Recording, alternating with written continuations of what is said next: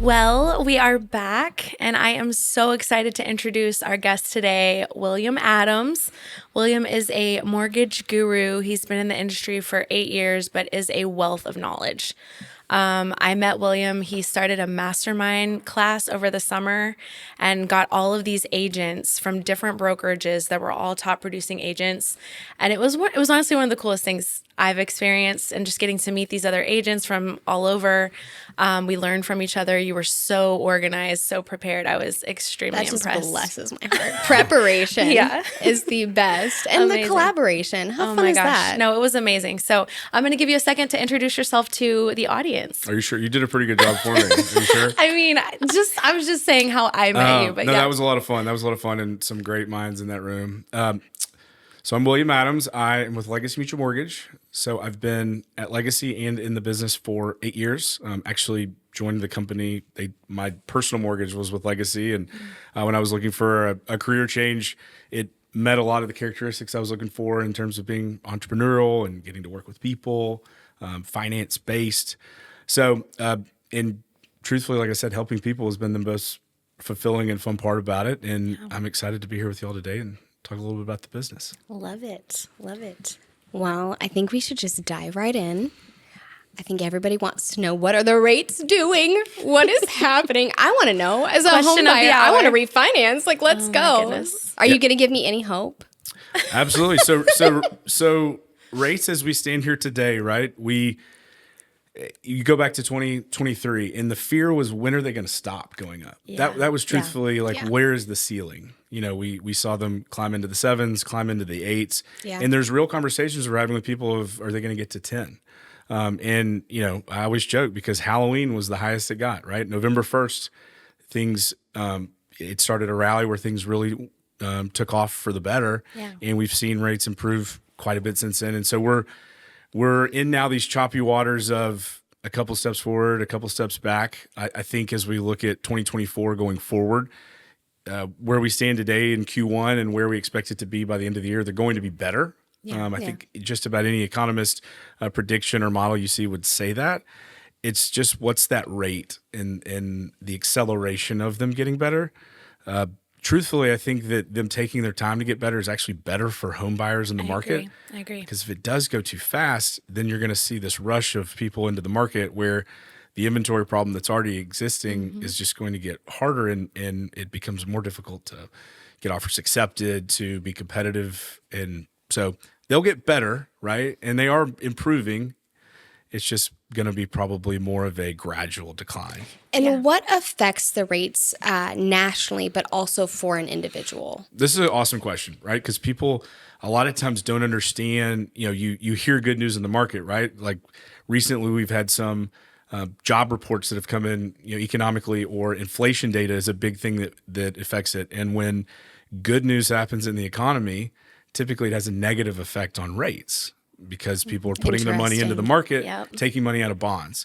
When negative things or uncertainty comes into the market, economy, world, right? When, you know, wars start, or where things surprise the market in terms of negative activity, COVID, right? That surprise. Fear, that uncertainty, people take their money out of the market and they put it into bonds where it's safer, and that's better for rates. So it's the littlest things sometimes, right? The when the Fed meets, what they say or how it's even interpreted can have an impact on the meeting.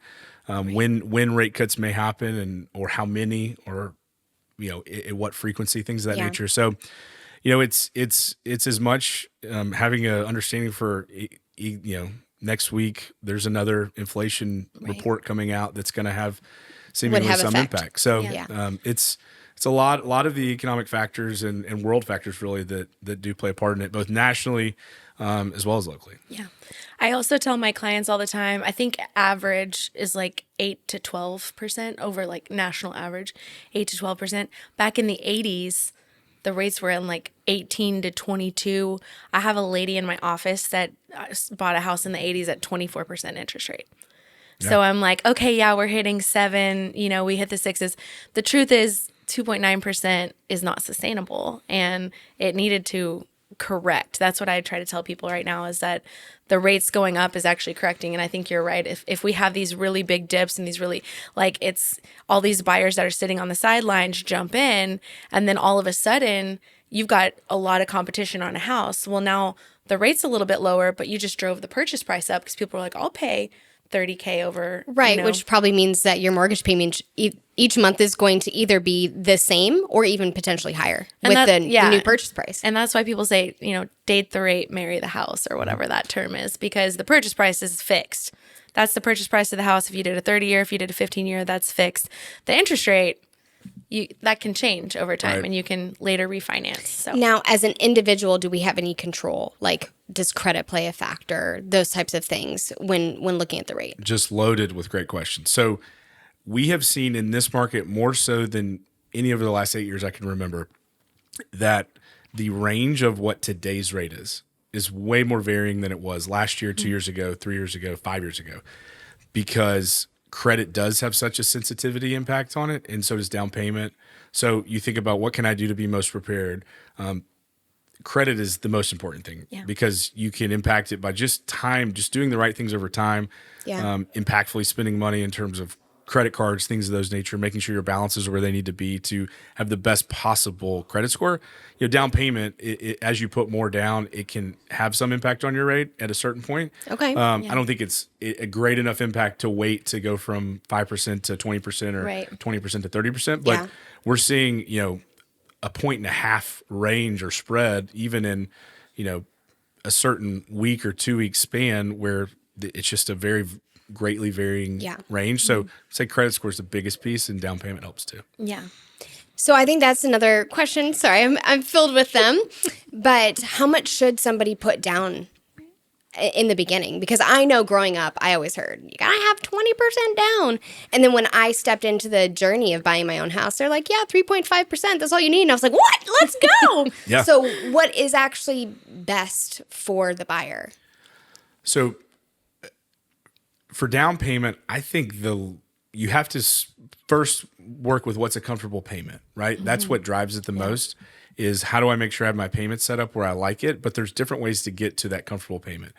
I personally think a lower down payment is a better option, because for anybody, regardless of how much money you have, to be able to deploy that money and invest it is such a more impactful long-term strategy than putting it in a house for a slightly lower payment, especially when you compare where rates are even now relative to what you can earn in the market year over year with compounding interest. Right. Yeah. And also, if you think about someone who maybe wants to, get into investment properties or collect homes for that purpose, you only really get one shot to be a first-time home buyer. And you have the ability with FHA to go 3.5% down. Conventional lets you go 3% down.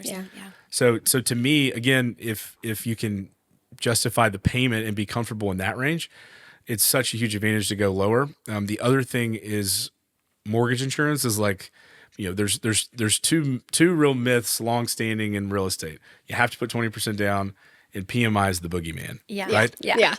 But in reality, if you have strong credit and you look at the comparison of putting 10% down versus 20% down, where your mortgage insurance maybe is $40 or $50, you think about, you're probably going to only have that mortgage insurance for 2 to 3 years max. So let's just say it's $100. So you're talking about $2,400 to put 10% instead of 20%, when in reality that could be $40,000 to $50,000 in actual down payment. So that like those trade-offs, investing or putting somewhere else, which makes a whole lot of sense. Those trade-offs make a lot of sense to evaluate, more than just kind of taking the age-old assumption of I need 20%, because and that is really why you need a lender that's gonna walk you through the process individually. Because it's really easy to have these blanket, this is it. But you as an individual, your credit score, what is your debt to income ratio? How much money do you have in the bank? What are your goals? And someone that's going to sit down and really listen to you and help you get from step A to B, instead of, I have people that are like, well, I went on to chase.com and I got a, pre-letter or whatever. And I'm like, did you talk to someone? it's not all the same. AI's on the back end this sounds good. And it's not all the same. And you really do want someone that's going to be able to customize, it's kind of the same thing with a real estate agent, right? Like, what are you looking for? What's important to you? Like, if a garage is so important, or the kitchen, or what, these things that are so important. Like, I know I want to host. I know I really care about having family over. It all matters. And having someone that's going to be in there with you and able to help you get to your goals and really educate you around the process is so important. That's why I'm like, I have a lender if you need lender recommendations 100%. And not just Googling someone. We've seen the horror We've stories seen the opposite of lenders of that, and don't they're not know all the same. At the end of the day, rate is what gets the headlines, but you don't pay your rate every month, and you don't go into closing and pay your rate to buy the house, right? So the goals that matter are, what is your goal monthly payment or target, and what is your goal cash to close? And let's work with those numbers, and the rate can be manipulated through buy downs, or based on where the market is with down payment. So it's focusing on what actually are the numbers that can get you into a home, because people get caught up on the news cycle of rates matter, and rates are higher, or they're higher than they were. Right. So focusing on those speaking of buy downs, I want you to just like explain very, very, in the simplest way of like, when someone's like, what is a buy down? What exactly is a rate buy down? Who pays for it? How do you get there? Yeah. Just give us the basics of that for someone that has no idea what that means. So there's two main types of buy down. You have a permanent buy down, you have a temporary buy down. Permanent buy down is, you have a 30-year mortgage, you pay an additional cost to lower the rate manually, to have a lower rate than what the market rate is. So is that cost typically pretty high? It's relative to the loan. So if we use the assumption of a $500,000 purchase with a $400,000 loan, there's two terms that get people a little tripped up on this, and this is why I think people don't understand how to do the math of it. There's your rate buy down in terms of how much your rate moves, but then there's the cost of how that buy down is calculated. So if it costs 1 point, which is 1%, that's the cost basis. 1% of $400,000 is a $4,000 cost. Okay. But 1 point in cost does not equal 1 point in rate. Typically, it'll be like half of a point. So if you pay $4,000, it's going to get you half a point in rate buy down. Rate reduction. So but then if someone says, well, maybe I want to put 50% down, so now it's a $250,000 loan. Well, now the cost is only $2,500, right? So it's all relation to the loan. loan. Yeah, it's all relational to how the loan is, and but kind of circling it back, permanent buy down, you're buying the rate down for the life of the loan, forever. So it's going to be if rates are at 7% and you buy it down to 6.5%, you now have a 6.5% rate for as long as you're in that loan. Yeah. Temporary buy down is a little bit trendier in becoming more popular and really impactful for the market we're in now. And the most common one would be what people call a 2-1 buy down. And essentially that would say, again, if we say rates are 7% today, for easy math, the 2-1 buy down allows you to go 2% lower on the first year, 1% lower on the second year, and then it reverts back to that original rate, or original rate starting at year 3. So you could see a scenario where, in today's market, you're getting a 5% rate for the first year, 6% next year, and then you look at, you're not ever seeing that 7% original rate until 2026. And it would be the 7%. It wouldn't go to what the current It would go back to 7%. Yes. Okay, so it would go back to where you left off. It's not going to look at 2026. Right. What are the rates? Yeah. But what's awesome is that we're now saying, okay, 2 years from now you'll land back at that original 7%. You close that, but the likelihood of someone refinancing in the next 2 years, it's just going to be really high based on where we expect the market to go. I mean, based off of what you're saying, I'm hearing dollar signs. Seeing dollar signs. Can you hear them? I'm doing all things with the dollar signs coming back into our dollar signs? Account. We can hear them. We can smell them. It's just they're just around me. Oh my goodness. So I think what I'm hearing you say is it's still a great time to purchase, and there's options to make it more affordable for someone. You took all the words out of my mouth. Rates are what they are in this market, right? And we're in probably more of a need to buy market than a want to buy, but it's transitioning more to a want to buy market. Yeah. And there's some barriers with where rates are, and really more where payments are. So I think you look at some of these temporary buy down or permanent buy down options, And the real key to them is that they create affordability, because even if someone doesn't refinance and does a 2-1 buy down, if your payment is, $500 less year one, then 250, and then goes back, in 2 years, most people will have made gotten a raise, or make more money, have more commission, maybe finishing up school. There's going to be Paid opportunities, something off. or just in general, there's a life change. Yeah, be more comfortable, right? People grow into payments more than they want to give credit to it. That's true. They think about how can I afford it today, without thinking, what will it look like 2, 3, 5 years down the road. Right. Yeah, that makes a lot of sense. Okay, so I have a buyer. And this buyer either wants to negotiate down the price of the home, or they've just discovered seller credit towards that buy down that you were just talking about. I would love to hear your thoughts on which is typically better when it comes to the mortgage payment each month. Like, is there a difference?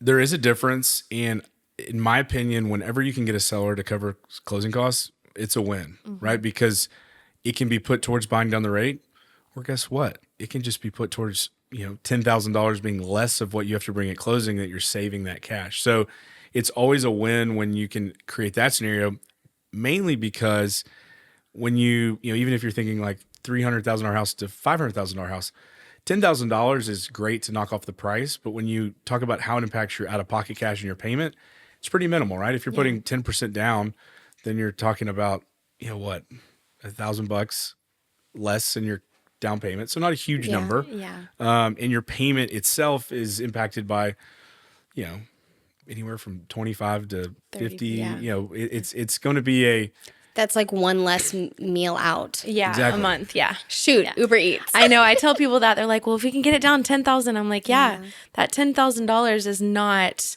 going to be impacting your monthly payment that much typically. When you use the word impact, the greatest impact is going to be leveraging either a permanent buy down, temporary buy down, or just taking that $10,000 to reduce your cash to close by $10,000. Yeah. That makes sense.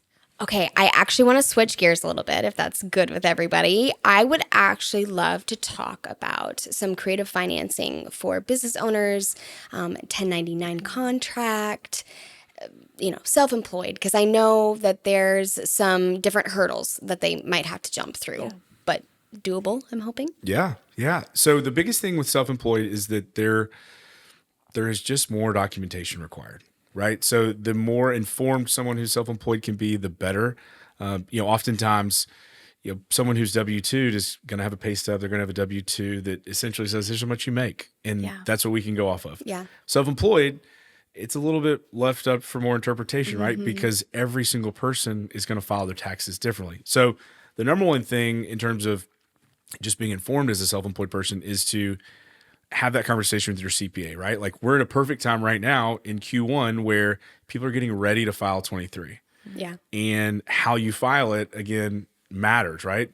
And revenue is what it is, right? Your what you make for a company is there, but what your expenses are, people write off things to a different degree. And so we see people that have $1 million in revenue and write off $2 million in expenses. And someone who we helped last year who had $60,000 in revenue and she wrote off $0, and that person technically showed more income on paper. So the key thing is knowing what your number needs to be, right? So that you can. And you would want that number to be higher in a situation like this, buying a house. So maybe this year you sacrifice and not write off as much. Is that kind of what we're looking at? Right. In a scenario like that? So if you've been in business for at least 5 years, you can just go off of 1 year's tax return. Okay. Which is key, right? Because that's essentially your golden ticket to Wonka's factory. Here's what it is. Here's the income I need. Whereas if it's less than 5 years, it's a 2-year average. So that's even a more complex scenario where maybe most people's first year of business can be startup, or maybe it's not a full calendar year.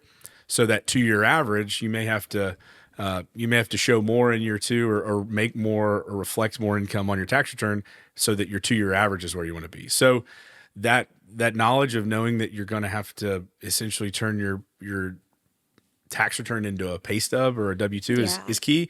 When you get into creativity, it is 2 tax returns, right? So making sure that you're filing, it can be less than that window. Creativity wise, though, I'd say there are bank statement loans out there that can help in terms of how you're showing cash flow through a business. Okay. How you file can And when you matter. say bank statements, literally they're just You do asking like 24 for your months of bank statements, Okay. and there's different calculations. So it's all,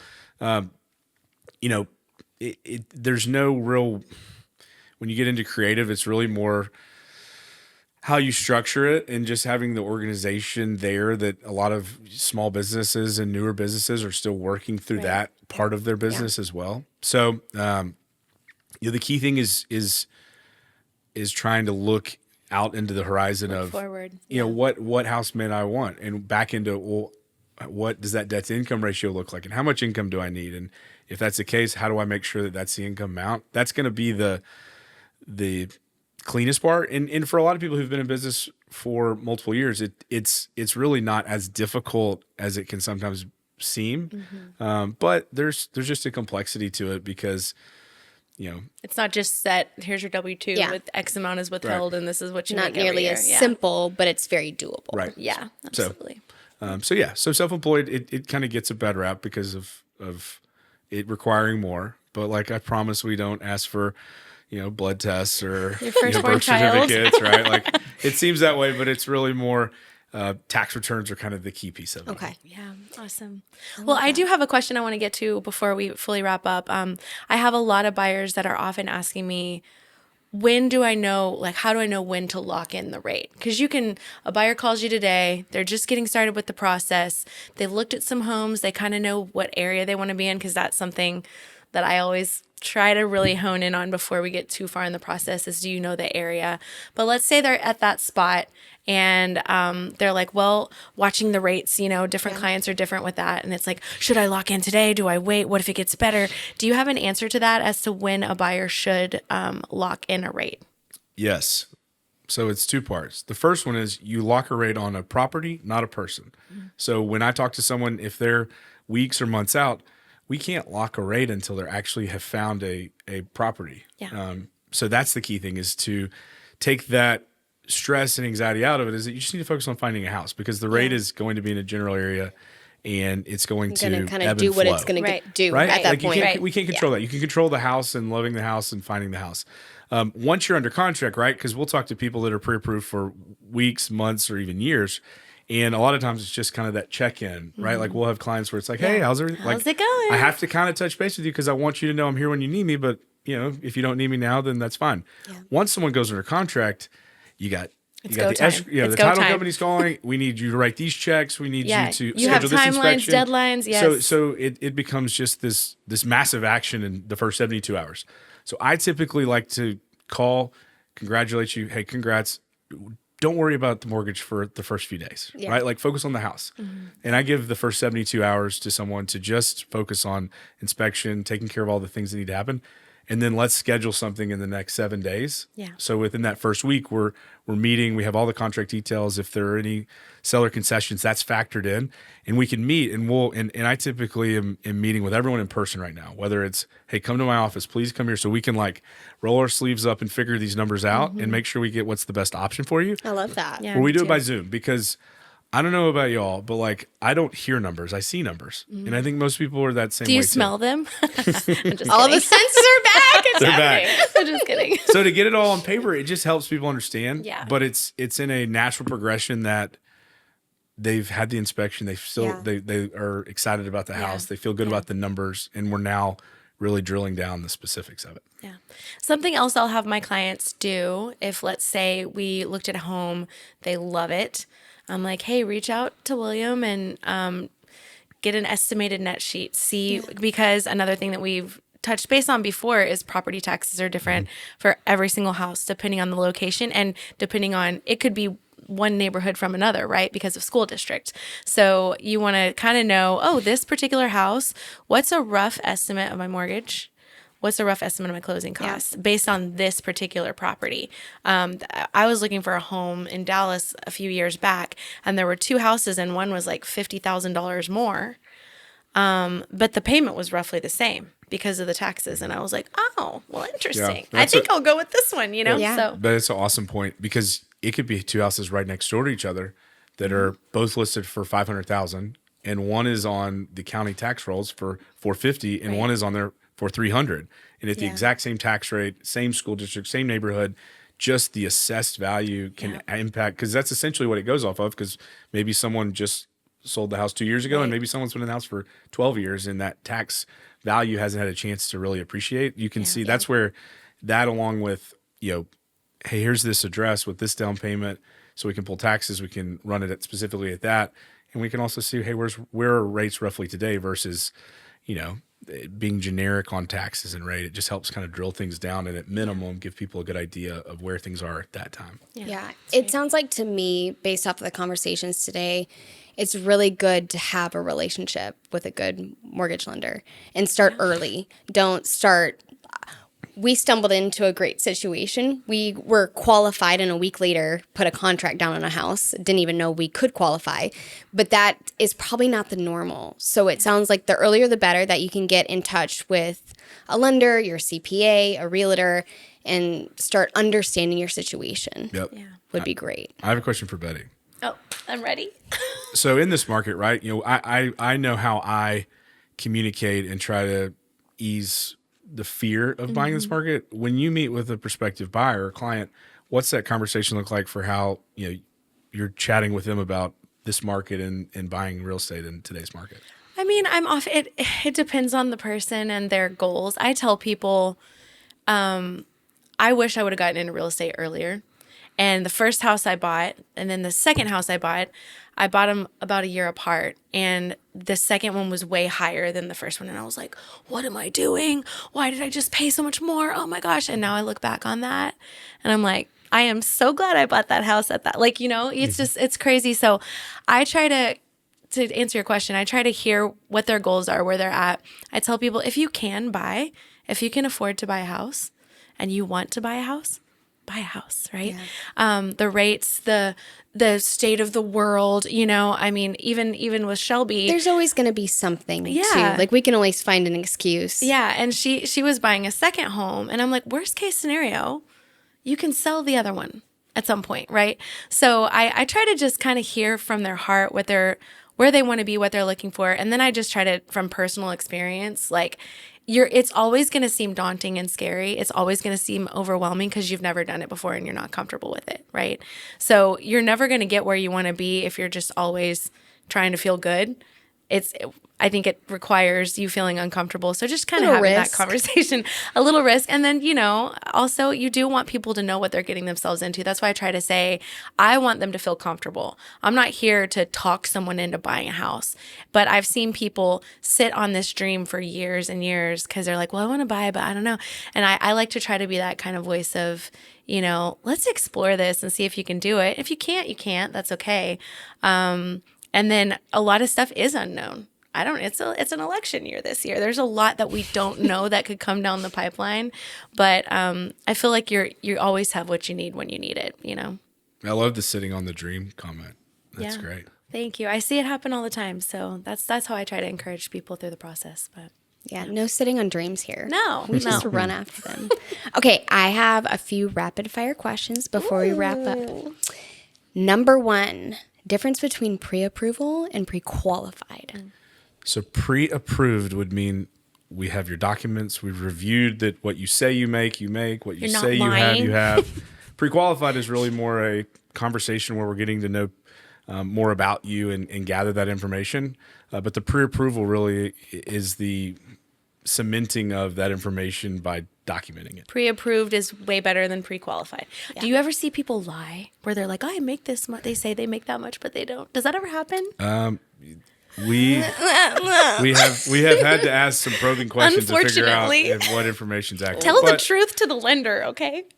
Well, I'm of the opinion too, with just being kind of, grew up in a small town. If someone tells me what they have, right, why would they go to the trouble to talk to me about it if they don't actually have whatever down payment they have? So typically it matches itself up, and you want to be, at the end of the day, provide the best customer service and and make it as smooth of an experience. But yeah, we've had people that kind of assume the truth, but you gotta look at the numbers. There's a life Are they lesson in making here. sense? Tell the truth. Be honest. Yeah, I had someone tell Walk me in once. integrity. Oh my gosh. Yeah, they were self-employed, and I said, "Well, what do you do?" He said, "I sell things to make money." I was like, "Well, what does that mean?" That's descriptive. And so you never know. You never know. Vague. People are wild. Okay, another question. Is there anything that people can do to make the process go faster, to be even more appealing to the seller? So it's a great follow-up. The pre-approval is the key piece, right? The more prepared you are, the quicker things can move. Because in this market, even with rates being where they are, we still see competitive offer situations where you think about what is most important to the seller. And sometimes it is the highest offer, but sometimes it's the speed to ability to close or to have a lease back or whatever it may be in order to be most competitive. So to have speed, you just have to be prepared. So getting those documents in early is always going to be the most key thing. And it also allows a buyer to be armed with the information of, I know exactly where I'm looking and what that payment's going to equate. So you're really more hyper-focused on finding the right house in the right price range, the right neighborhood. So, And something that I like to do as an agent to help that process, if I'm submitting an offer, I always add the pre-approval letter to there, and then I will also copy the lender and say, I've copied the lender on this email, and then William shoots in, hey, just so you know, I've already spoken with X and Y buyers. They're very well qualified. I feel super strong about them on the lending side. And it just helps put the seller's agent at ease when It bridges a gap the right lender's away. already involved and the lender's already speaking to the credibility of this client. And oftentimes I know, and I'm on the sell side, if I feel comfortable that the buyer is a strong buyer, the worst thing I want to do is get my seller under contract, financing fall through, and us have to go back on the market. So it really does matter, pre-approval, having that lender, that personal touch, and having that lender quick to respond. there's no points in real estate for second place, right? At the end of the day, only one another person quote. gets their offer accepted. So anything we can do from our perspective to help the buyers get their offer accepted, we're going to try to do to be as How competitive. long does pre-approval take?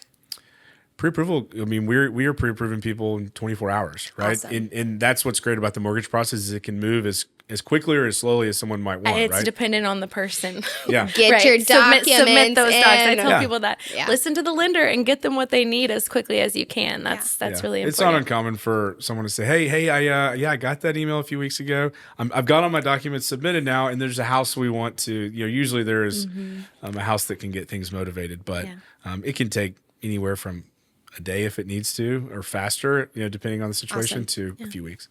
Okay, great. Okay, last question I have. Are there any programs that you're seeing right now that are super beneficial? So we've talked about a couple today. What comes to mind first is a 3% down conventional. It's lower than FHA's 3.5. It's only available to a first-time home buyer. It's just an awesome option. Okay. The 2-1 buy down, another thing that's just super beneficial and creates an affordability that's just not in the market there right now. There's some great down payment assistance programs that allow you to cover your closing costs. Is that through your company or through state or both? There's both. How does that There's work? both. Okay, Yeah, great. there's some. We even offer some temporary buy down options at times where we're helping cover that to create in a scenario. And then there's some some state grant programs that we partner with to be able to offer. And those are great programs. Those are great programs. And with any special program, regardless of it, whether you're a doctor, nurse, first time home buyer, they all have specific requirements and criteria. So what I always like to tell people when they say, "Hey, what down payment assistance programs do you have?" is here are some. Let's look at it. It's the perfect product for the perfect person. Yeah.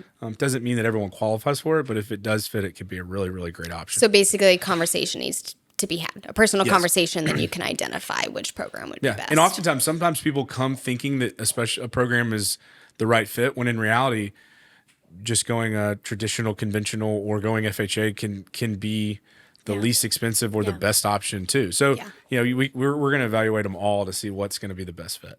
Love it. Love it. Love it.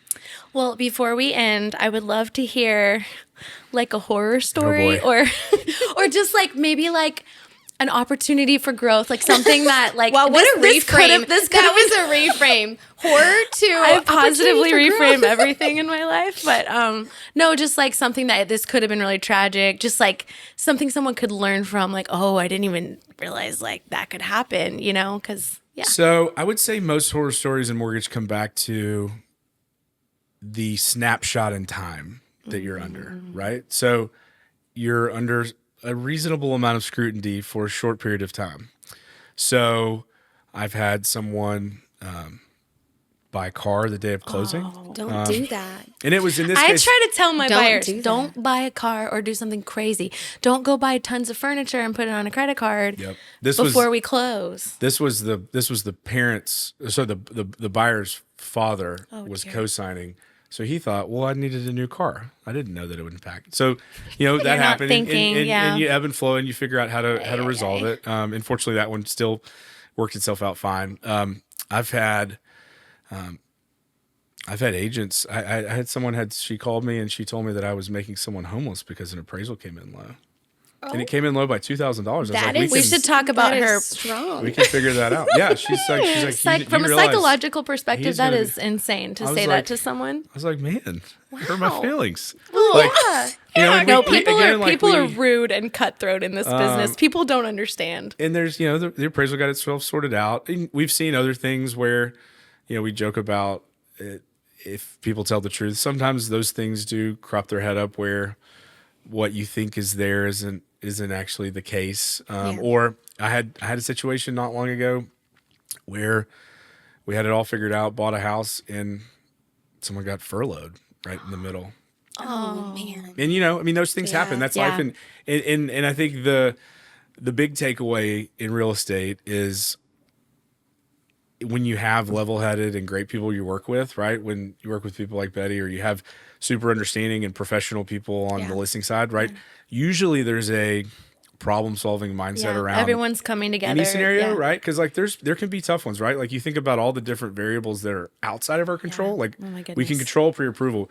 We can't control HOAs. Yeah. We can't necessarily control appraisers all the time. We can't control Title company. crazy sellers, title companies. Like there's things that can inevitably create some hurdles in a process, but usually when they work themselves out, and it's because there's a great group of people working towards a common There's a goal. team on your side. I always That's say a key piece. seller wants to sell, buyer wants to buy. Let's make it happen. And if you have lots of really good informed people Yeah. to help you get there, then Well, I'll say it's this win-win. too. It's a very emotional process. Oh, my goodness. So you have buyers and sellers that are the most emotional, right? Because someone is making this huge step. Yeah. Someone is selling their baby that they've put all this time and energy into, and they, you don't want to hear that people think it's ugly, right? Mm-hmm. It's worth more than they think, and that's where the role of real estate agents is so key, right? To kind of mediate and moderate and work to that. Well, and end of the even solution. just the emotions around money, right? Like people, it's financial. It's a very big financial decision. And so people are either have an attachment to money that's unhealthy where they're so scared of it, or they spend it too frivolously. Like there's a lot around real estate that is emotional, and it's yes, your heart. This is where my kids took their first steps. This is where my son took his prom picture outside. But also it's like, we need to sell our house and we need to make X amount of money because we got to pay this off, these back taxes that we didn't know about. Or you've got a buyer that's like, there's just so many Scenarios. moving parts around the emotional aspect of real Do estate. y'all have any horror stories to share? Oh my gosh. She would have the top one to share, I would say. I do have one. Okay, so I had listed this fourplex in TCU area, Fort Worth, and it was tenant occupied. I went through the property management company, got permission. They have to tell the tenants we're coming by 24 hours before. Get there, and I've got these buyers. So I'm not the buyer's agent, I'm the seller's agent, but the buyers without an agent wanted to see the house. So I showed it, and they're with me. And first off, the first one, the key doesn't work. Second one, I finally get open. All tenants are supposed to be out and have animals crated or, removed from the property. I open up the door. It's a set of stairs. These two huge dogs come bounding down. And thank goodness the buyers were like dog people and the dogs weren't malicious. So it was okay. But I'm like, oh, I'm so sorry. I'm trying to get the dogs, and it's kind of awkward. And we're walking upstairs and we get in, and it is disgusting. There's hair everywhere. There's dog feces on the floor everywhere in the kitchen. It was like, I don't know how people are living.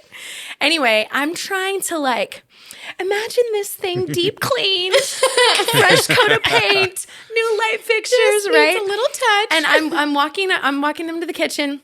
The bathroom door's closed. I go to the door, knock on it, open up the door, flip on the light switch. The light was off. The tenant is hiding behind the shower curtain, naked, completely naked. Yes. Pulls the curtain back and just starts screaming the F word at me. She's like, get out of here. But mind you, no water's running and the light was off. I was in property management for years. So I know how to listen for you don't walk into a restroom if you hear the water running. And I knocked and the light was off. The light was off. He was hiding behind the shower. One more time. The and light in was the middle off. of this, I'm it terrifies me. And I'm oh, I'm so sorry. I drop all 4 sets of keys on the ground. So then I'm on my hands and knees and I'm trying to get the keys while this naked man is right in front of me. And then I get down and I'm shaking and I close the door and I'm I'm so sorry. And we're walking down and the buyers are like, are you okay? I was they bought it, right?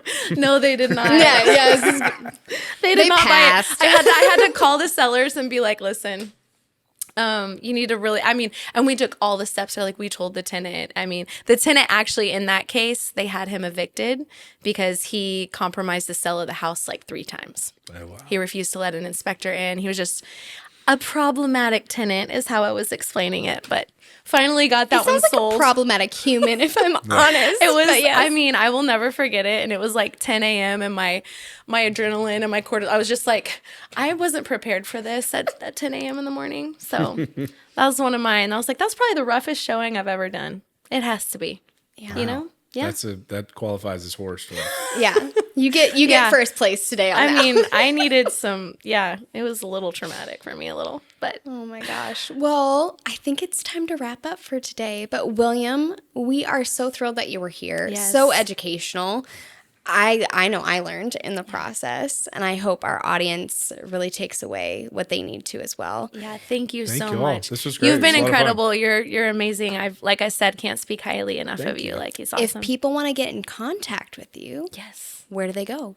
So they can, I would say the easiest thing is to call me. Call me, text me. Cell phone is always on me, and I love to be available nights, weekends, whenever. So it's a good lender and a good agent. Phone number, and then email, website.